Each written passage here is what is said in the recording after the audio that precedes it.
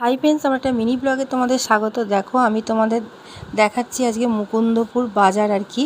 তো আমরা যখন ডাক্তারখানায় গেছিলাম বাবাকে নিয়ে, তো আমরা একটু মুকুন্দপুর বাজারে গেছিলাম কিছু কেনাকাটা করার জন্য। তো এইখানে দেখো এই বাজারের আশেপাশে অনেক হোটেল আছে, এই হোটেল ভাড়া করে অনেকেই থাকে যারা ডাক্তার দেখাতে আসে দূর থেকে, কারণ এইখানেই তো মানে সব হাসপাতাল আছে। এখানে মেডিকা, আমরি, তারপরে RN টেগর, সব আরও বড় বড় হাসপাতাল আছে। তো দেখো মুকুন্দপুর বাজারে আমরা চলে গেলাম। এখানে সব কিছু তোমরা পেয়ে যাবে, ঘরের আসবাবপত্র থেকে আনাজপত্র থেকে মাছ, মাংস, ডিম, খাবার দাবার সমস্ত কিছুই। তো আমরা গেছিলাম আর কি বিকালের দিকে, তো সেই জন্য বাজারে একটু মাছ টাছ কম ছিল। সকালের দিকে প্রচুরই মাছ টাছ থাকে, আর সন্ধ্যের দিকে সকালের দিকে সব দোকান টোকানও খোলা থাকে।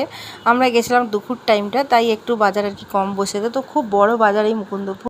তো আমার জুতোটা ছিঁড়ে গেছিলো বলে আমি একটা জুতো কেনার জন্য গেছিলাম। তো দেখো আমি একটা জুতো এখান থেকে কিনেছি, আর একটা ব্যাগও কিনেছি। এখানে সস্তায় সস্তায় মোটামুটি জিনিস পাওয়া যায়। তো আজকে মিনি ব্লগ ভালো লাগলে তোমরা সাবস্ক্রাইব করে পাশে থেকো। টাটা।